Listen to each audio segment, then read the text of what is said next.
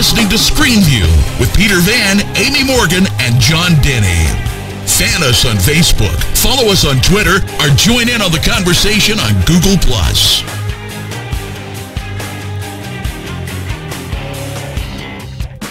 Hello and welcome to ScreenView episode 9. This is Peter Van, and here are with me John Denny and Amy Morgan, who are apparently in on a joke that I am not in on.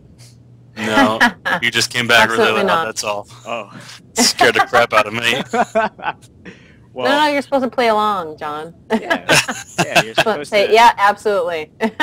John is still moping around from the turkey. Aww. As we are. So much food on Thursday. Well, at least this means that you have plenty of leftovers, right? No leftovers. Oh my gosh. Well, they have your family is so, for the dinner is just so large that. Yeah, there was there was about 25 of us, and there was 6 courses and about 22-pound bird. So. Wow. Where do you find the room to fit so many people? It's not my job. It's not in my house. You have, kiddie tables just floating around, or is what?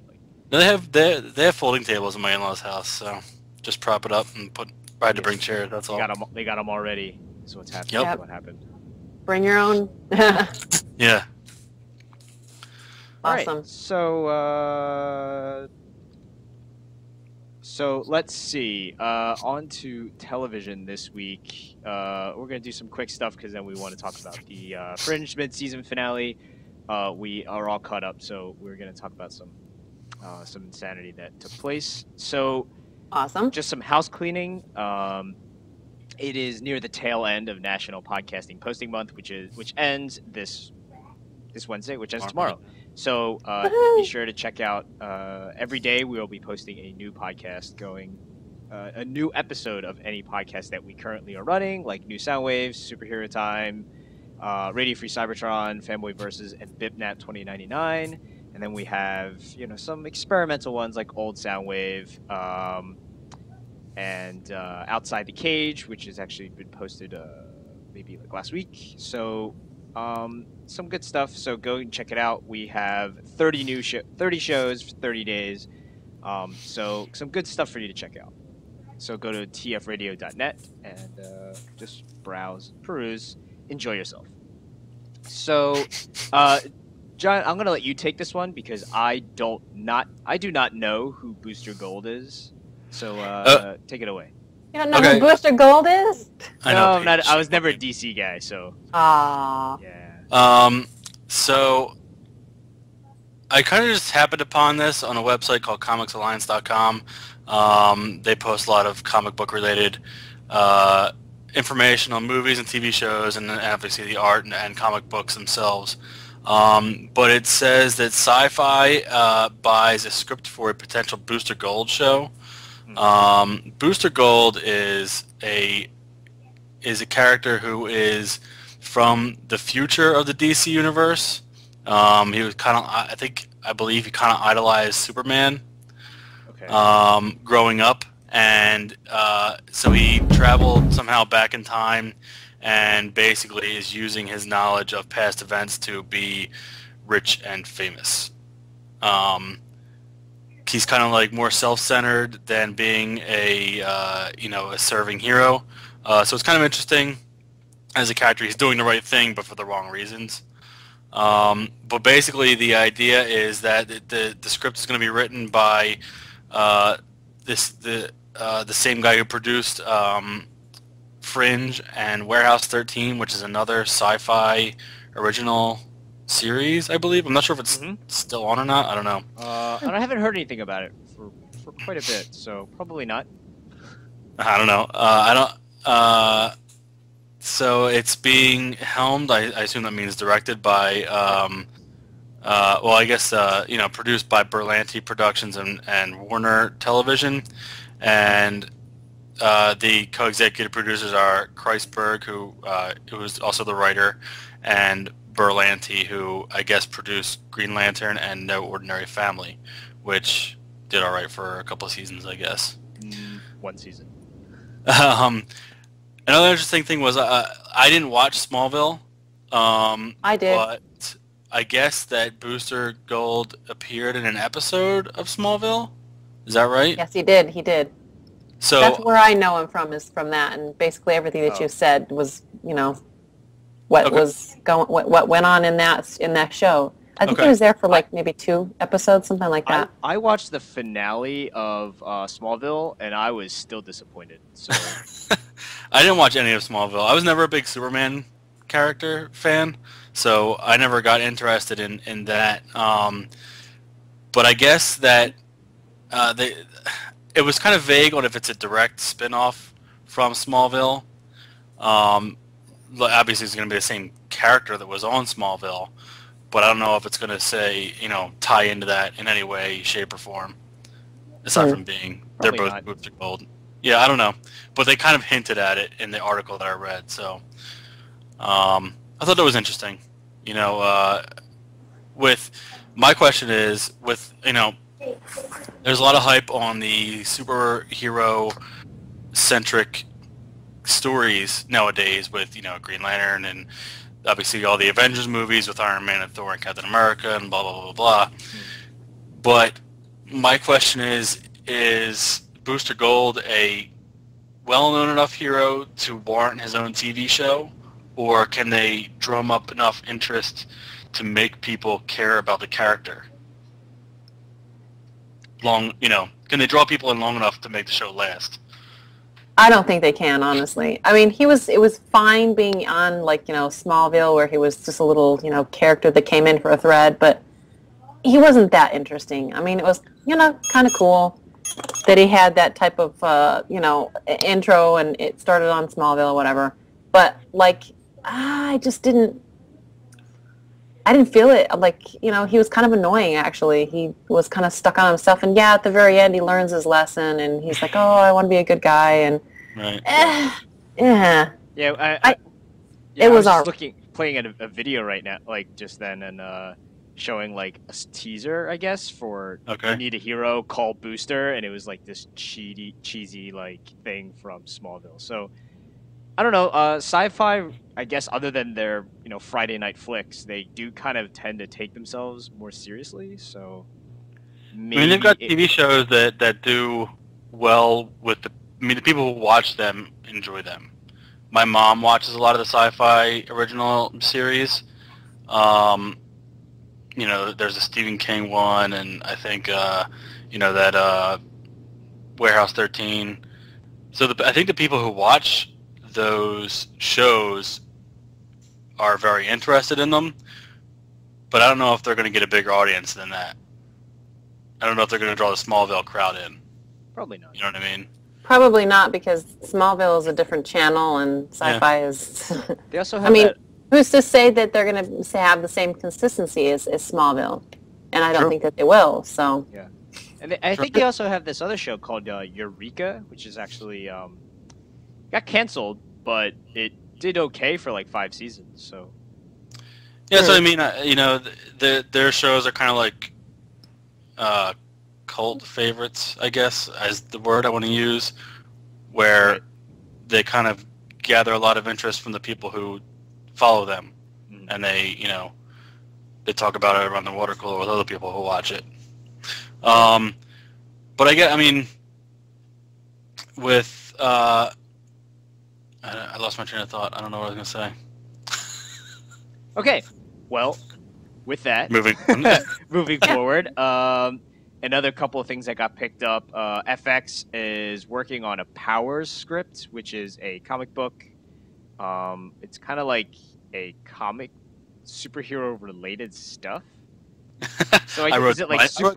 I didn't copy and paste that from an article. Yeah. I just happened to see that somewhere, and it's obviously, Peter, Brian Michael Bendis, the writer. Yeah. He wrote, this is his own original work, Powers.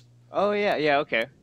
I don't know really too much about the plot or the story behind it. I haven't done my research either, but I believe that it's a detective and his partner who investigates superhero related crimes, or if there's a crime that's been solved, he looks into how it was solved by the superhero, that kind of thing. Mm-hmm.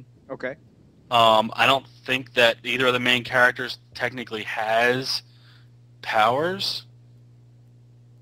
Okay. So, as a serial, I think it could work. Yeah.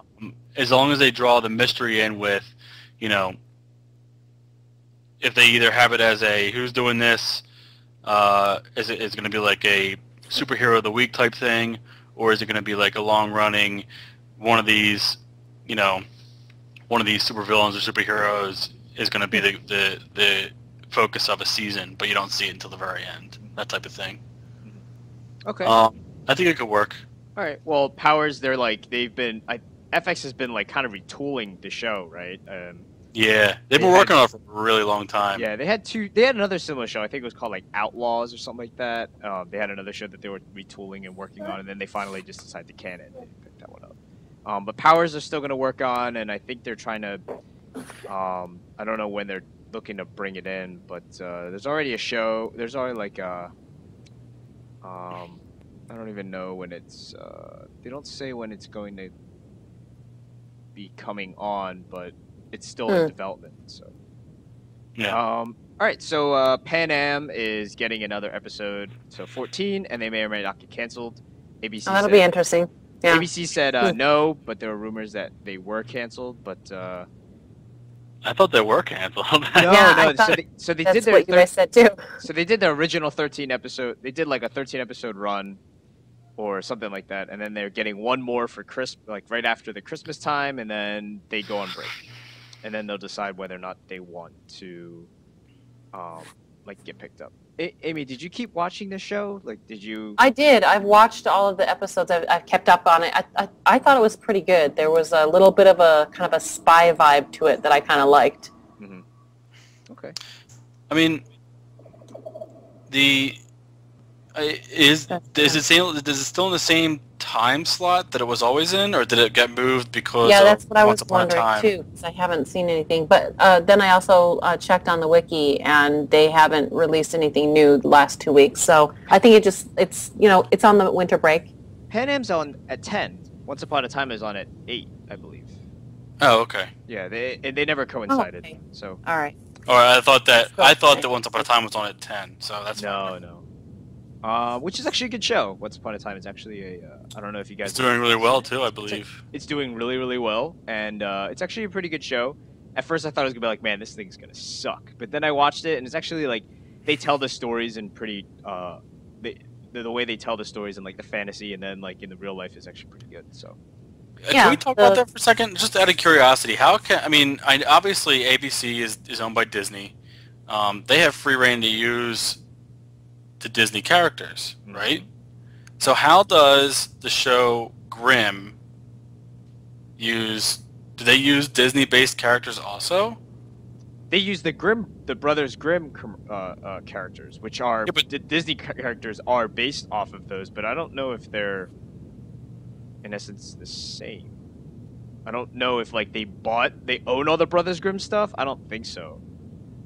Okay, I'm just curious. It didn't strike me until like a few weeks into it when I was like, wait a second, Grimm is about like, Snow White and Cinderella and all those stories. It's very odd. All those characters. I don't know if they're owned by Disney, the characters themselves, but if you think there'd be we're some kind talking of about conflict. the fables, right? The Grimm as opposed. Okay, I'm lost. So the Brothers Grimm were like storytellers way back in the day. Yeah, I know that. Stories of Snow White and all those characters, right? And then Disney. Are you talking about how the copyright is with the Once Upon a Time, or? We're just talking about. I guess. Yeah, or just in general. Yeah. Between the shows, I didn't know if there was like a conflict. Obviously, there's not. Because I would think that it came from like Aesop's fables and the Grimm brothers or whatever. I thought that after so many years, like those copyrights become kind of more like a free. What do you call it? Public. Something public knowledge. There've been so many different parodies on the different Cinderella and Snow White and all of that that it becomes like public Anyone can equity use or it. something like that. Yeah, Yeah, and, it's and open to- anybody if- can use it. Yeah, it's open to the public domain. Yeah, so Disney That's what I meant. made their I mean- own versions of those characters, which are like Okay. happy-go-lucky, lighthearted. But once upon a time, I don't know if any of you've watched it, but it is I saw definitely, one episode. it's not exactly a happy-go-lucky show. No. Like there's the way they they There's play a the little bit of a stories. twist in it. Like I Yeah. just saw the last show and I was like, Jiminy Cricket. Yeah. Wow.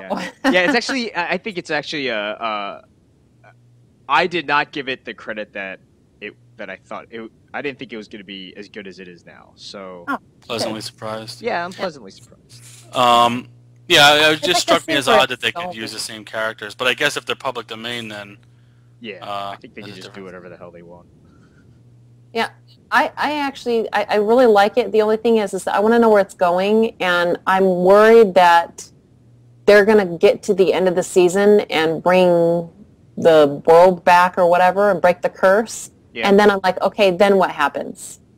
Yeah, I don't. I'm like, Yeah, that's exactly what I was I'm thinking. while I was worried watching. that there's only going to be enough for like maybe a season, and that's it. That we won't see it after this. Yeah, that's actually exactly what I was thinking while I was watching the show. I was like, what happens? They can't draw it out that long.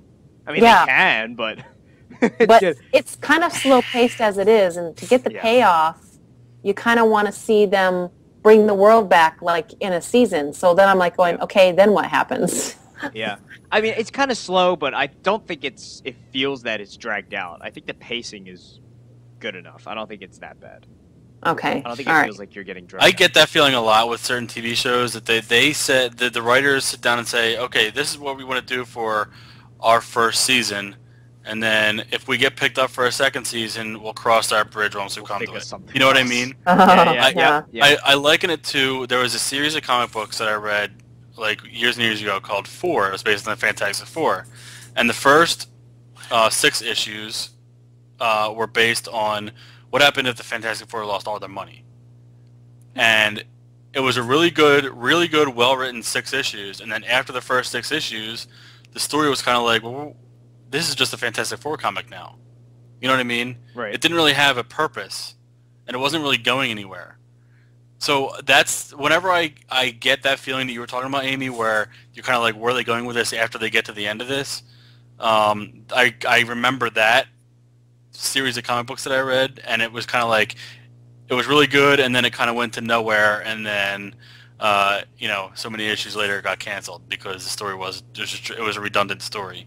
So I think that writers producers get caught up in wanting to keep bringing these shows back and back and back, where if the writers only have one good season in them, then maybe just have it as a mini series. You know what I mean? Yeah, like one of those like mega series or something like that. Yeah. I mean, how many people back in the 70s really loved to watch Roots, and that was only 10 issues or 10 episodes long, and everyone loved it. You know what I mean? Yeah. So why would they drag it out past where the story ends? Or Twin Peaks, which only lasted 2 seasons. Well, Twin Peaks was. I think they had planned more for that. It was than actually direct. a very terrible, like it was a terribly rated show. And then Well, yeah, other people, but- and then they were like, just wrap it up already. And they're like, fine, we'll wrap it up. And then they never really did, and then they never brought it back. Have you watched his movies? No. What the hell? I forget what his name is. The guy who directed Twin Peaks. He's got a bunch of like out there movies that you should really watch because he's a really, really good director. But his stories are kind of like, oh, it'll mess you up. You know? Is it David Lynch, or are you talking David about Lynch. Yeah. David Lynch? Mhm. He sounds. He's a really good director. Watch some of his movies. They're really good, but they're really like, what is going on in this guy's brain? Oh, he did Mulholland Drive? Yes. Oh, man, that movie was bizarre. There's another movie he did called Eraserhead, which is really messed up. Oh, I think I've heard of that one, yeah. You should definitely watch it Okay. Well, that is a thing on if the you want to be list. scared out of your pants. Oh, no. Then I'm not watching it, then. It's not a horror movie, but it's like Get it. No. I'm really freaked out because I don't know what's happening. Oh, okay. Get it. Okay, so let's see real quick. A couple other things. Justified and Archer are getting their dates. Yeah. Justify is January 17th. Archer is January 19th. They're coming back on FX.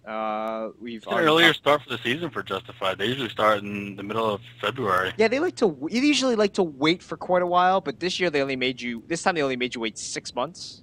Before they made you like a year, which is fine. Is it a with longer me. season, or is it still just 13 episodes? No, it's still 13. FX likes to do the 13 episodes, unless they split it or whatever. They do that, they shoot like 22 and then they split it into 2 seasons, kind of things. Right. Yeah, so they're back, and that will be great. I'm very excited. Yes, I am. USA Today. USA Network has announced a new show called Common Law, which doesn't actually sound very interesting, but it follows two Los Angeles Department homicide detectives who can't stand each other, and their constant bickering becomes so bad that their captain sends them to couples therapy. Yeah, I saw a commercial for this actually. I can't remember where I saw it. Maybe it was during Monday or Sunday Night Football, because NBC owns USA, right? Yeah. Yeah. Yep. Maybe it was during Sunday Night Football, but it did not look good. Actually, it struck me as, what if Psych was a serious show and they were actually cops? Right. So So what we found out is everything is based off Psych in one way or another. Oh yeah. Successful show that everyone wants to rip off of. Yeah, another show that is potentially based off Psych, White Collar, is coming back on Tuesday, January 17th, and Royal Pains, which is not based on Psych. Not based off Psych. No. He is back Wednesday, January 18th. You watch all those USA shows, don't you, Pete? What's that? You watch a lot of those USA shows, don't you? I used to, but then they've come out with a lot of like garbage. Like Covert Affairs wasn't really that good. It's actually like it uses. You remember when in Alias they used to use backdrops really, really well? No. Oh well, back in the '90s it was really. Back in the early 2000s it was really good. Every time I saw a backdrop on Alias, I was like, wow, that's a terrible green screen shot. Oh, maybe I haven't seen it in a while, but in Covert Affairs, it's like the same technology. They haven't bothered to like make it any better. So that's pretty much what it's about, and it's not really that interesting or anything at all. Burn Notice has gotten too drawn out, so I don't really like it anymore. The show should have... What's that? Notice is still in the air? Yes, it is. And it still has not answered the fundamental question why, like... Who burned him? Yeah, well, like the person who, like the last person from the group that burned him now has him by the balls or something like that. It's like, doesn't make any sense. So he found out who burned him? He finally found out who burned him, but they don't know why they burned him or something. I don't really care anymore. The show doesn't really matter anymore. The only one I really watch still is Psych, and that's a good show. Amy, you trying to say something? Your mic on mute. Oh, sorry. Were you saying something? Right. I was going to say if the question of why you still watch, if it's not like if the question that you have is not enough to keep you watching, then it's lost its oomph. Yeah. It's just that the things that try to keep you like strung along in the meantime, it just is not interesting. It's like, oh, your girlfriend didn't know it, but she killed someone, and now I have it on tape, so you're gonna do whatever I say unless you want her to go to jail. But she's ex IRA. So IRA? Yeah. IRA? The Irish Republican Army? Yeah. She used to bomb people for a living. Right. So it's like, I'm pretty sure she can handle it. She'll be fine. So it's like, just let her go. So yeah. Anyway, I find a lot. I mean, if I look back on my history watching TV shows, it tends to be out of habit.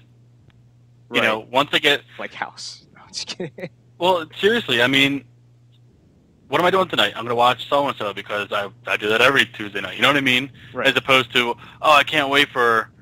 I mean, not every TV show and not every night, but like the longer a TV show goes on, even if I'm not that psyched to watch it, it's just it used to be every Monday I would watch Chuck because that's what I did every Monday. I would come home and watch Chuck, and it got to the point where I realized that I was enjoying it less and less. Mhm. But at this point, I've You're already so But- much but- so invested in there. yeah, I'm so invested into it that I might as well just follow it to the end. Yeah. So that's what I'm gonna do. Yeah. I mean, if it's ending, I mean, it may as well, right? You may as well just stick with it. If you only Right, got like right. 6 more episodes or whatever, you may as well stick it out. Right. Let's see. Okay, so our mutual interest, The Walking Dead, for their mid-season finale, which we will talk about later this show, got some whopping viewers this past Sunday. It got 6.6 million viewers, and 3.9 million of them are from the coveted 18 to 49 demographic. Nice. So it got some big numbers. So it's pretty fantastic. Did it beat football? No, it did not beat football because nothing can beat football, especially on a Sunday. I'm just Yeah. curious. I mean, Yeah, I don't think. it was a terrible game. Yeah, it's kind of a. It's always been that cable has always been hard to Oh yeah. beat broadcasts. It's just the Did it beat the other network shows? yeah. Well, Okay. I don't know if it did or not actually, but all the network numbers dipped because they were mostly old episodes, so nobody really watched it, and people were coming home and yada yada. That's true. So Like good cable shows on Sunday though. yeah, there's always that's the thing about it. It's like if you don't have New- anything. There was a new Dexter, a new Boardwalk Empire, obviously new Walking Dead episodes because their episodes are only 13 episodes. Their seasons are only 13 episodes long, so they're just going to get them out there, no matter what holiday's going on or whatever. So Yeah. and this is the time where they can really win viewers. So because everything else is old. So you're Yeah. going to watch a football game that you're not really interested in or invested in, or, catch up on a really good episode of a show that you haven't watched. So it didn't beat. I'm just looking it up right now. Walking Dead did not beat football, but it did beat The Amazing Race and Family Guy. That's good. So that's not bad. And Mitch Albom's Have a Little Faith, which is a Hallmark film that was on HBO. Oh, I meant to watch that. Yeah, I know you did. You have a DVD. It's fine. No worries. Let's see here. So for the movies section, we will just dip into this really quickly. Twilight Saga, of course, won the weekend box office with $42 million. Through the entire Thursday to Sunday time frame, it grossed $61 million. Wow. It has now, as of today, reached $500 million Worldwide. Yeah. worldwide. Okay. So Wow. fantastic. You already knew another movie was going to be made, so maybe they'll make a 6th one or 7th, whatever. There's no books. book is it. Yeah, there's There's no no book. That doesn't based mean off- anything. That does not mean anything. That It does would not- be a sci-fi straight to DVD Twilight Saga. But Well, I mean, the acting will be just the same type of caliber, so it doesn't really matter. The Muppets, which did really, really well. yeah, it, course, really they're good the Muppets. too. It made $42 million from the Thursday to Sunday period, which is great. Very happy for the Muppets. It was They really actually, they did really, really well. So very happy. Got rave reviews. So very happy for them. Happy Feet comes in 3rd. Arthur Christmas comes in 4th, and Hugo came in 5th. Unfortunately, that was also a new movie Surprised. from Martin Scorsese. Yeah, it kind of was. I'm surprised that it didn't do better than Happy Feet or Arthur Christmas. Yeah. Hey, John, can you refresh your video there for a second? You're kind of frozen. Look a little perplexed. You've been frozen for a while on my screen. Oh, really? So It's probably your. I just didn't say anything. Oh, well, it's you. Sorry. Anyway, even though they're all, I mean, Hugo is based on a story that maybe not a lot of people know. Yeah. Yeah. But Arthur Christmas is not based on any stories, right? I don't think so. I don't know. offhand. But I don't Happy think Feet so. obviously is a sequel, so I don't know. I'm surprised that it didn't do better. Also because I think last I heard it was rated like a 96%. It got really... Actually, most of the movies that premiered this past week got really, really good reviews. So obviously Twilight was going to beat it. It was not a contest, but Yeah, it was almost an unfair contest because there's such a fan base with Twilight already that, you know, it was going to do well regardless. Right. Anyway, Just- another interesting... It goes to show how desperate women are nowadays. Right. Sorry. Another interesting thing I should mention is, once again, it's the 10th film, but The Descendants made, from the Thursday to Sunday period, made $9.4 million in 390 screens. Nice. Which is like a whopping amount of cash, which is averages to $24,000 per theater. How many screens did you say? I'm sorry, I missed that. 390. Okay, so Wow. it's still limited release. Okay. Yeah, it's very small. But still, though, that's really good, though, Yeah, it's very for this far into the... Yeah. Yeah. We've- Ah, It's wow. just good. I mean, that one's definitely, it's definitely building, definitely. So, and then A Dangerous Method also did really well. That got a lot of money. I actually don't have the numbers offhand, but it got a lot of. I think it only went up to like 4 theaters, something like that. It got a lot of views. So, How many theaters? I'm not actually sure. Oh, I thought you said 4. I was like, It might what? have been 4, maybe 4. It's very Gotta be more than that. extremely so limited that you can barely watch it. That you can barely find it. It was an exclusive. Yeah, it's so exclusive that it was insanely exclusive. Yeah, Dangerous Method, 4 theaters, raked in $167,000. So Wow. it made 41,000. So almost made $42,000 per theater. Is that serious? There was only 4 theaters? Yes, I'm being serious. Only 4 theaters. Wow. It's in limited release. It'll get bigger as it goes. Yeah, I mean that's like if it's New York and LA, it's 2 theaters per city. It's ridiculous. Yeah. A couple of quick 3D things. Lucas is going to re-release The Phantom Menace in 3D. Why you would start with number Yeah. 1, I don't know why. Why would he release that movie again at all? Elijah Wood Because says he's that... George Lucas. I know. Lucas. Ding ding, give me money. Elijah Wood says that Lord of the Rings will be redone in 3D and possibly redone in 3D and re-released. And Star Trek II has finally been announced for a release date, May 17th, 2013. Aw. If the world ends, we will never get to see it. I know, right? It's ridiculous. And it'll be shot in 3D. Of course, because I'm 3D excited. is the new gimmick. Yeah. I mean, I can't wait for this 3D stuff to be over, man. Yeah. Why are they re-releasing old movies on 3D? because because it makes money. Yeah, but It makes money. who cares? Why do Who we really cares? need to see Lord of the Rings in 3D? No, it's already long enough. We can see it at home. I know. But I I've can seen can all watch the- it in 3D. I can have depth perception. You don't have depth perception already? perception without seeing it in 3D. I'm sorry. I don't know.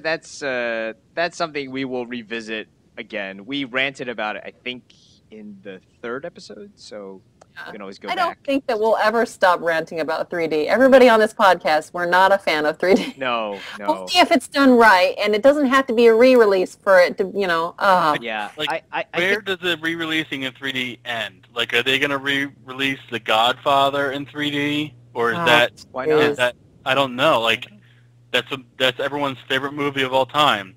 You know what I mean? So why would that not be at the top of the list? How about It's just Gone with the Jurassic Park. Wind. I know, exactly. I was just going to say Gone with the Wind. It's Gone with the Wind? These movies, like, they don't... People enjoyed them when they were put out the way they were put out. Or North by Northwest, only for the plane. only for the play. Is this a sign that filmmakers are crashing into a wall with ideas? We already knew that, though. But I mean, that seriously, sign has like, already been there. I mean, there's already been dozens of bodies crashed into the wall. but I mean, like, even a bad idea, a new idea that's a bad idea is a new idea. You know what I mean? I guess. There's yeah. no signs of a new idea anymore. It's just, No. oh, this worked once, it can work again, so I'll just put it back out there. Yeah. This literally the same movie, but this time there's a little bit more, depth to it because, Legolas shoots an arrow at the screen. Oh, that's exactly why I gotta go. That's exactly why I gotta go. Oh, I was like, what are you talking about? I'll pass. It's almost a 3-hour movie. I have the whole collection on disc. Right. I will just stay at home and watch it. I'm sorry. I won't go see it 3D. And that's the other thing, like, every other weekend, it's on TBS. that too. So, You're right. yeah, like, why would I bother paying for, $12, $15 to go see it in a theater when, number one, I've already seen it in a theater, and number two, I can just sit at home and watch it. I was just going to say, if they really want to, why don't they make it in 3D and broadcast it on regular TV and say, hey, if you have the glasses, just put the glasses on and you can watch it from home. Right. Right. Yeah, I don't know. I think I still argue depth perception. Depth perception. But Okay, well, I'm just if there are that many people out there that want to go see it, better power to you. yeah. Well, I mean, it can't be that expensive to convert, so. I almost wish that nobody goes to see these movies and they lose a bunch of money, so they stop releasing these movies. You know what I mean? Great. Like, That'd be pretty I want them to lose money on this stuff because that's the only way that they will learn. Yeah.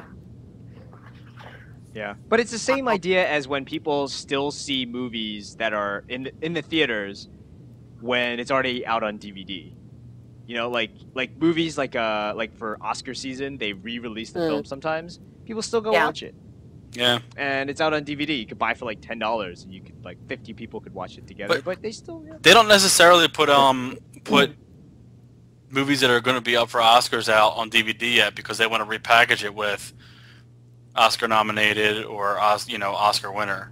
Right, but I mean like the ones that came out earlier this year or something like that. Yeah. That are already out. See, I'm all for the ones that they re-release in the summer so that the kids can go and see like a bunch of movies every weekend or whatever. Those are the type of re-releases that I wouldn't mind seeing because hey, and it's not like they cost a whole heck of a lot. They're cheap because you can go home and watch them too, but it's, you're paying so that your family can go see a bunch of movies during the summer and have something to do. Right. So. All right, well, I guess it is time for us to spend some quality discussion time thing to talk about the Walking Dead mid-season finale, which I gotta say, that's where do they come up with these stupid mid-season finale names things? Well, it's either mid-season finale or fall finale.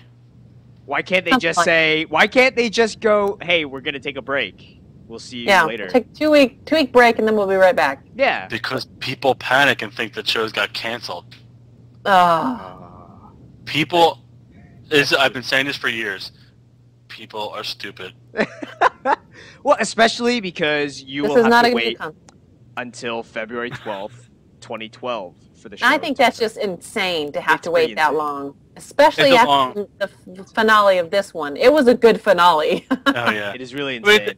It's definitely a long wait, and I would not like to wait that long, just on general principle. But, yeah, this is the season when, this is the time when if a show's going to get canceled, then it's going to get canceled now, and people are going to panic if it's not on the air when they want to watch it, unless they know ahead of time, hey, this is the fall finale, so it's definitely coming back afterwards. Right. You know what I mean? Right. It'll be back in the winter. God damn it. Well, if you have anything to, if you would like to preoccupy your time, be sure to check out our previous episode, episode 8, which we talk about what we're going to catch up on and some cool stuff that we recommend. So let's go from on the left, Amy. Mm-hmm. What did you think of the episode? I'm not even going to say mid-season finale. The episode of The Walking Dead, this last episode. Yes. Okay. I thought it was good. A lot of things came to a kind of a conclusion, but yet at the same time, there's still so much more. I really liked it. They did a real good job building up to this point, and so I'm like, I don't want to spoil the end. And I don't know, should we talk about the end? Do it. Which is the end? Okay, so the whole so far, the whole season, they've been trying to look for this little girl, Sophia. Well, they finally find out what happened to Sophia. I know. She's a zombie. How heartbreaking was that Like, for you? no! It's like, oh man, that sucks. Sophia's dead. Shoot. Yeah. I knew it. Unfortunately, the first thing that I thought of when she came out was the second thing I thought was, thank God this line is over. First one was, oh wow, she's a zombie, and then second, oh my God, they don't have to look for her anymore. I was like, oh no, don't tell me the next person's going to come out. I was like, oh crap, it's Sophia. And I just went, oh, heartbreak. They've been looking so long for her, and now it turns out she's been a zombie the whole time. Like, oh my gosh. Oh. Well, what's funny, about 2 or 3 weeks ago, I was like, why is it taking so long? And like at that point, we had known that Herschel was keeping zombies in the barn. I was like, why is it taking so long? And then it hit me, and I was like, oh, I bet she's in the barn. Yeah. You know what I mean? Yep. And then when they finally showed her coming out, it was like, oh my God, I knew it. I knew it. I know it. I know it. But I mean, it goes to show you that, you know, even Walter, I keep wanting to say Walter, Herschel. Yeah. Herschel is, you know, he knew what he did was not going to be looked favorably upon. The minute they got there, he knew. Well, I mean, aside from keeping all of the, aside from keeping just the regular zombies in his barn, he knew that he had the girl that they were going out to look for, and, you know, risking their lives, and using, you know, the one guy got hurt, so they had to use a bunch of medicine. So, I see what you're getting at. Where it was like, if they were looking for a little girl, did he not make the connection that there's a little girl in the barn? Either that, or he was like, you know, I need to get these people away from my property so they don't find out that I had this little girl in my barn. They can continue looking for her, but just, you know, they'll never find her because I know where she's at. But they'll just keep looking for her and keep looking for her and be out of my hair. I think there's an alternate explanation to that, was that Otis was in charge of rounding up these guys with that kid who barely doesn't say anything. They were in charge of rounding them up and putting them in the barn, and Otis did not have the time. He was too freaked out after he shot Carl to say, "Oh, you're looking for Sophia? We're gonna." Oh, I roped this little girl into the barn, but he was, you know. There wasn't any time because, like, almost right afterwards, Shane fed him to the zombies. Yeah, well, yeah. Yeah, pretty much. Right afterwards, like, they were running off to go and get medicine and stuff so that, you know, they could help Carl. I wonder what made you think that? It never even crossed my mind. You know what I mean? I don't, like... Herschel is too... I think he's too old to feel that he would actually be able to round up all the other ones. See, my feeling was that Herschel only brought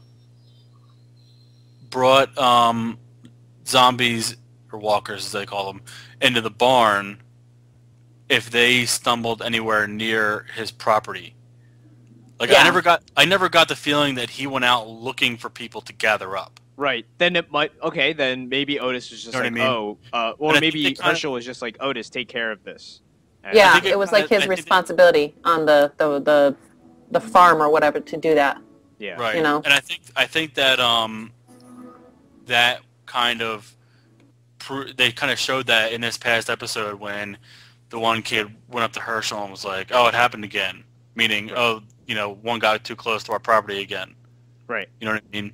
And it was stuck in quicksand or something and making noise, and they didn't want it to drag other ones around, so they quickly went out and rounded them up and brought them into the barn, or, you know, tried to round them up into the barn. Well, maybe that's something that they're going to address in the next season, you know, or the next half of the season is, like, did Herschel know?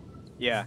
Yeah, because if I was a person there, and that was like one of the kids we were looking for, and I knew that Herschel knew, I would be pissed off. Yeah, they actually interviewed. I think it was a Hollywood Reporter interviewed Robert Kirkman. And they were saying that they would definitely be exploring that aspect and to be like, what are the repercussions of what's going on? Because obviously it's gotten to the point where Maggie, even though she loves her stepfather, or stepfather, right? I'm guessing. Father. Okay. Father. So basically she loves him, but she told Glenn to help kill the zombies. So she... and she kind of said that in the episode also, where she was like, I didn't think that they were dangerous until they tried to kill me. Right. So she has changed her perspective on these as well. So it's going to be interesting and kind of dynamic in between all those guys. It's definitely going to be interesting to see where Shane's character goes, because he has now pretty much gone off the deep end. Oh, yeah. Yeah, and I just say how well this episode was put together. I don't know if you guys felt the way I felt about it, but watching that scene where Shane lost his mind in front of the barn, sitting in my living room watching a show, I felt so uncomfortable. Yeah. Like, and he was a loose cannon for the whole episode. For Shane, because he's such a jerk. Yeah. And you know what I mean? And you don't want him to be right, but he is right in that they should not be hoarding zombies. You know what I mean? Right. Yeah. He was right, but he completely lost his mind. And Rick,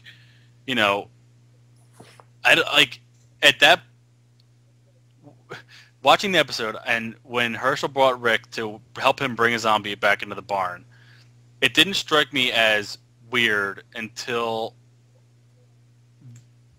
they were in front of the barn, and I was like, wait, why was Rick helping him? Right. You know what I mean? Yeah. And then Shane was like, what are you doing? What are you doing? And it was like, yeah, what is he doing? He's a diplomat. He's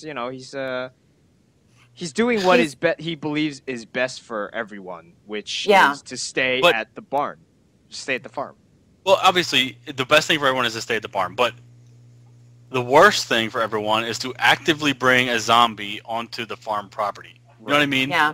It just doesn't make sense. Right. No, it doesn't.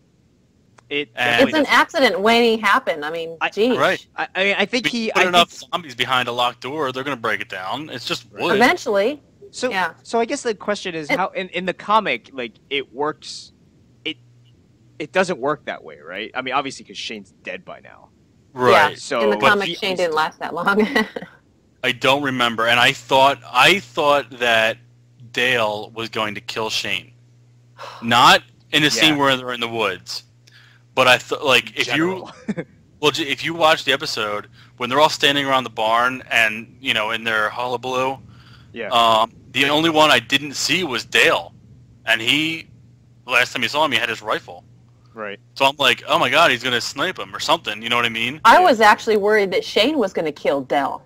I thought that was going to happen, but I was like, oh crap, he's going to kill him, and then he's going to say some zombie got him, and he's going to hide everything.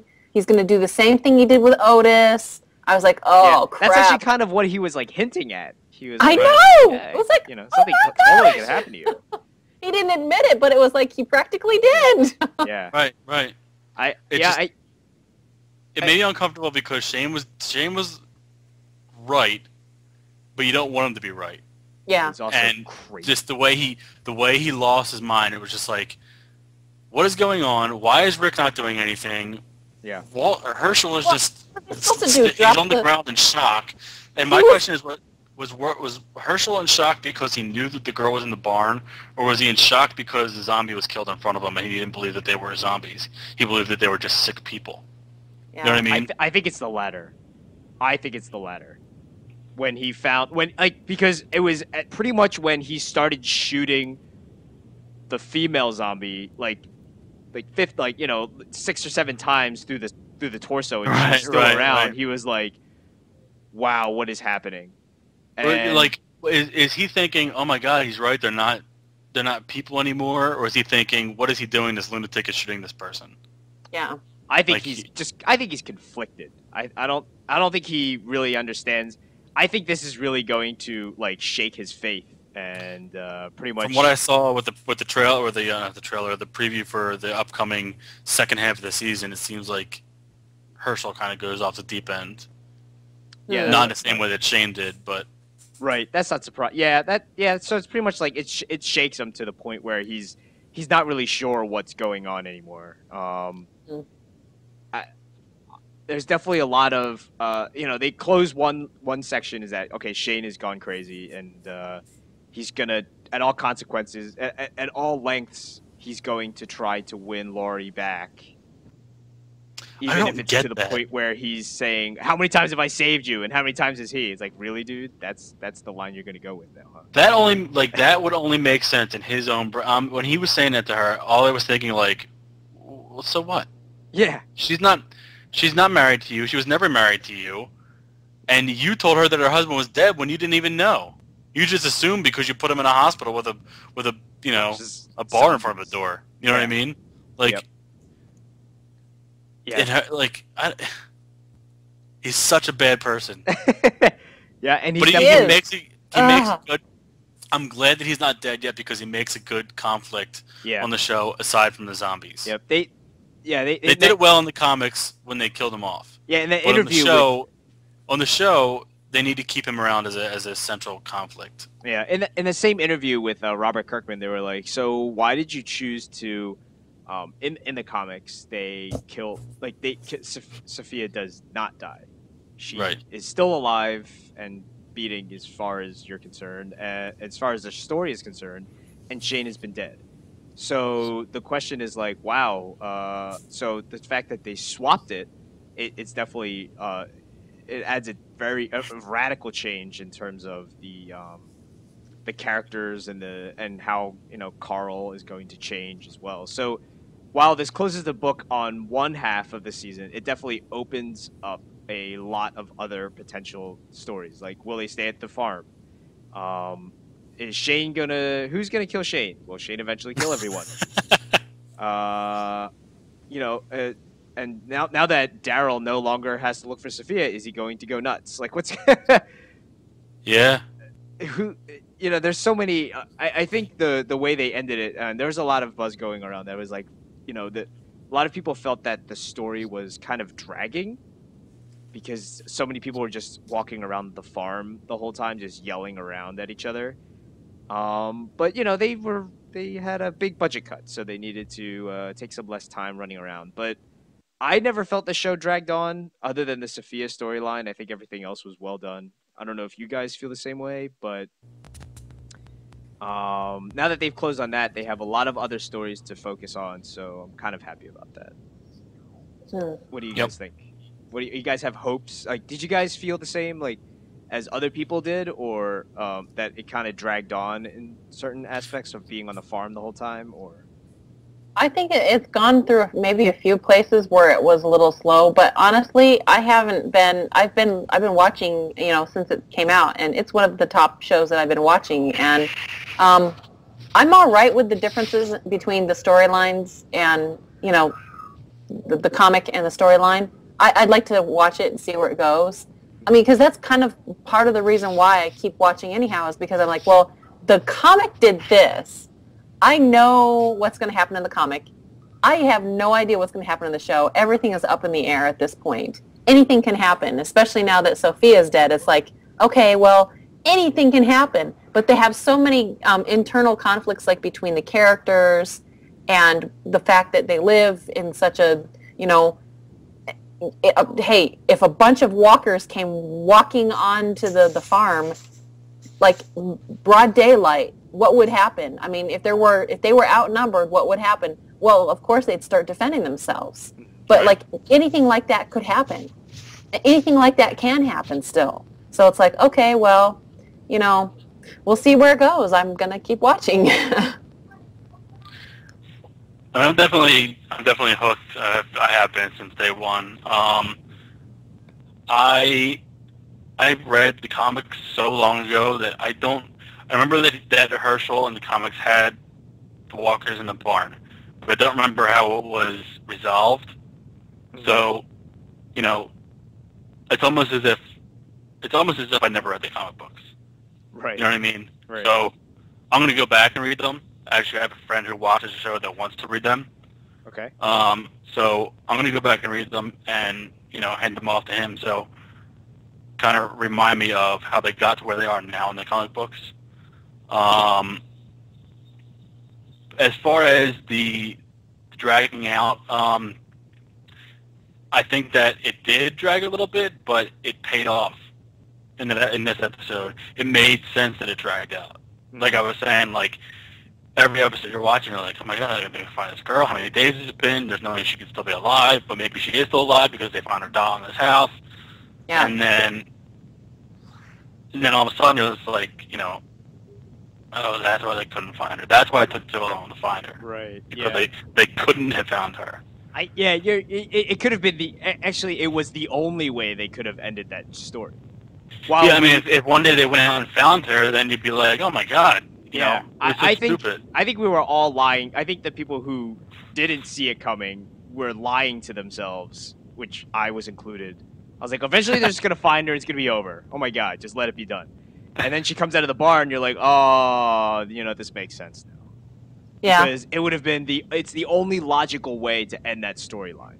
Right. So it's the only way mean, it took them so long to find her. That was what it was like. Yeah. Okay, either she's really dead, or you know, she's zombified, or we'll never find her ever. Yeah. And I was really actually thinking maybe it'll be better if we never find her and they just like they have to give up. Yeah. And I thought, well, you know, if that's one thing I really liked about the books is it's kind of like almost a story where you're learning about humans being really human.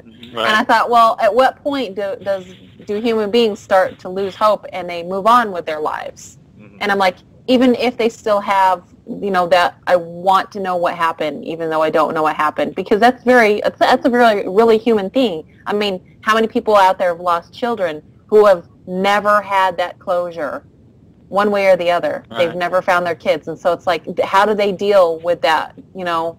And it would be interesting to see a show that would, like, you know, have that moment where, like, oh, you know, and they have to deal with that. But that's about being human. And so I that's one thing I really like about the show is that sometimes, you know, you get to see people just being human. And for the, you know, eventually her mom started saying, you know, maybe we'll never find her.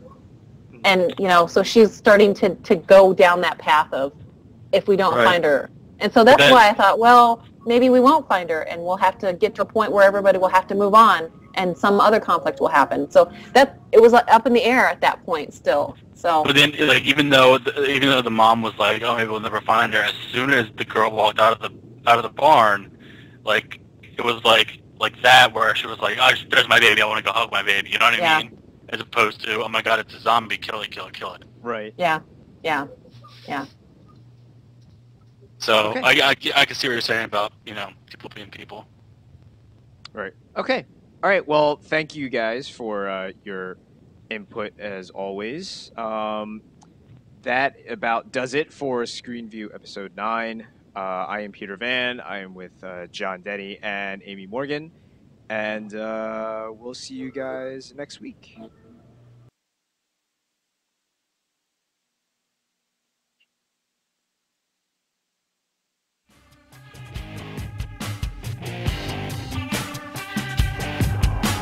You've been listening to ScreenView. ScreenView is a radio-free Cybertron production. Visit us at tfradio.net for show notes and to subscribe to the podcast. Follow us on Twitter at tfradio for news and updates. Watch our live stream at tfradio.net/live. Join our Facebook fan page at facebook.com/tfradio. Subscribe to our YouTube channel, TF Radio Network. Have a question or comment? Leave it on our Facebook fan page or mail it to contact@tfradio.net. Copyright 2011, Radio Free Cybertron.